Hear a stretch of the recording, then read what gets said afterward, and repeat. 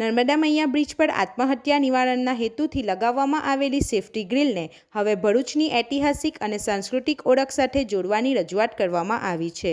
Grill પર ભૃગુ ઋષિ, નર્મદા નદીનું ધાર્મિક સાંસ્કૃતિક મહત્વ, ભરૂચના ઐતિહાસિક સ્થળો તેમજ સ્વચ્છ ભરૂચ અને મારું ભરૂચ મારો ગર્વ જેવા વિષયો આધારિત આર્ટવર્ક કરાવવાની માંગ ઉઠી છે. નર્મદા મૈયા બ્રિજ પર આત્મહત્યા રોકવાના હેતુથી સેફટી ગ્રીલ લગાવવાની કામગીરી 12 ઓગસ્ટ 2025ના રોજ શરૂ કરવામાં આવી હતી. કામગીરીને 1 વર્ષ પૂર્ણ થવાના સમયગાળા દરમિયાન બ્રિજ પરથી આત્મહત્યાનો એક પણ બનાવ ન બન્યો હોવાનું જણાવાયું છે, જેથી સેફટી ગ્રીલનો મુખ્ય હેતુ સફળ રહ્યો હોવાનું સામે આવ્યું છે. આ કામગીરી માટે ધારાસભ્ય રમેશ મિસ્ત્રી તેમજ R&B વિભાગ અને વહીવટીતંત્રનો આભાર વ્યક્ત કરવામાં આવ્યો છે.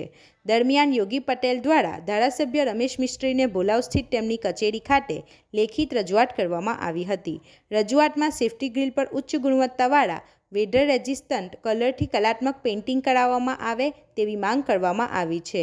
આથી બ્રિજની સુંદરતામાં વધારો થવાની સાથે ભરૂચના ઇતિહાસ અને સંસ્કૃતિની ઝલક પણ જોવા મળશે. સાથે જ સ્ટીલની ગ્રીલ પર વેધર રેઝિસ્ટન્ટ કલર કરવાથી કાટ સામે રક્ષણ મળી ગ્રીલનું આયુષ્ય વધારી શકાય તેવી રજૂઆત કરવામાં આવી છે. ભરૂચ ઔદ્યોગિક હબ હોવાથી વિવિધ કલર કંપનીઓના CSR ફંડના સહયોગથી આ કામગીરી પૂર્ણ કરી શકાય તેવું પણ સૂચવાયું છે. હવે આ રજૂઆત અંગે તંત્ર દ્વારા શું નિર્ણય લેવામાં આવે છે તેના પર નજર છે. રિપોર્ટર સરફરાજ પઠાણ સાથે ગુજરાત અદ્ભુત ન્યૂઝ ગુજરાતી. જી, આજે ભરૂચના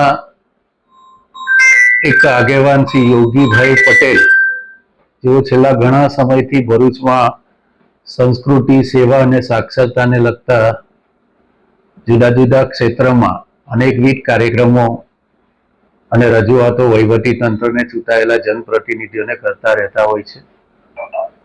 ખાસ કરીને હમણાં નર્મદા મૈયા બ્રિજ ઉપર જે જાળી લગાવવામાં આવી છે એમની રજૂઆત પણ યોગી પટેલે જ કરી હતી.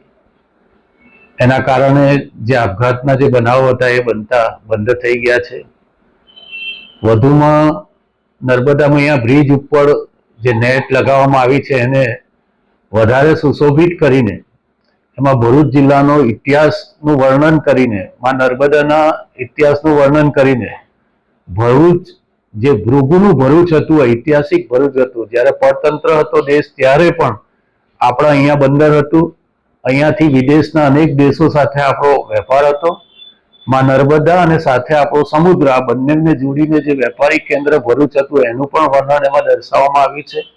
આ પ્રકારના અનેક ઐતિહાસિક તથ્ય અને સત્યને જોડીને ભરૂચનું જે આધ્યાત્મિકતા છે નર્મદા નદી સાથે જોડાયેલી એની સુંદરતામાં વધારો થાય એ માટે આખી જાળીને બંને બાજુથી સુશોભિત કરીને એના ઉપર ભરૂચ જિલ્લાનો અને માં નર્મદાનો ઇતિહાસ વર્ણવતું જુદા જુદા પ્રકારનું પેઇન્ટિંગ કરવા માટેની રજૂઆત આજે એમણે મારી સમક્ષ કરવામાં આવી છે. હું ખાસ એમને ખાતરી આપું છું કે આ દિશામાં આ કામ સાથે જોડાયેલા નર્મદા મૈયા બ્રિજ પર સેફટી ગ્રીલની કામગીરીની શરૂઆત 12 ઓગસ્ટ 2025ના રોજ કરવામાં આવી હતી.